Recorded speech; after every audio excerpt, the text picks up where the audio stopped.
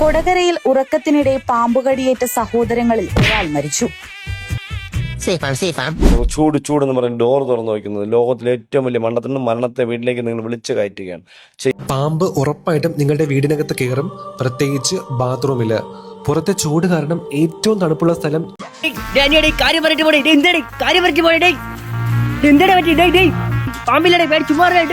ഹെൽമെറ്റിനകത്ത് ഷൂസിന്റെ അതൊക്കെ പാമ്പൊക്കെ കളിക്കും. അപ്പൊ അതൊക്കെ ഒന്ന് തപ്പിയും കൂടെ നോക്കണം. പേടിച്ചല്ലേ? ഇതുപോലെ കയ്യൊക്കെ ഇട്ട് തപ്പി നോക്കുന്ന കുറെ മോണകളുണ്ട്. കാലിക്കടിച്ചാലും കൈ കടിച്ചാലും ഒരേപോലെയാണ്, തട്ടിപ്പോവും. അവിടെ നമ്മൾ ടെക്നോളജി ഉപയോഗിക്കണം. ഈ നാടിന് വേണ്ടി തിരഞ്ഞെടുക്കപ്പെട്ടവനാണ് ഞാൻ.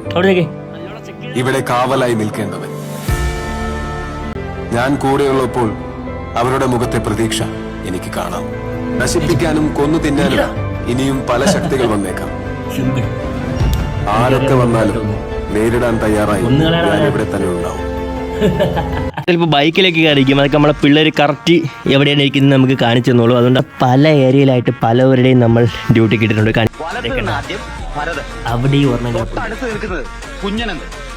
ശിവന്മാർ തമ്മിൽ ചെറിയ ഈഗോ ക്ലാഷിങ്ങളൊക്കെ ഉണ്ട്. കണ്ട ഇതുവരെയ്ക്ക് നേരം വിളിക്കാത്ത കുറെ എണ്ണം പാമ്പ് അടിക്കാതിരിക്കാൻ വേണ്ടി പുണ്യാളനൊക്കെ എട്ടിപ്പിടിച്ചാൽ തുടങ്ങുന്നുണ്ട്. രാവിലെ ആകുമ്പോൾ എണീക്കുമെന്ന് എനിക്കറിയാൻ വയ്യ. So by.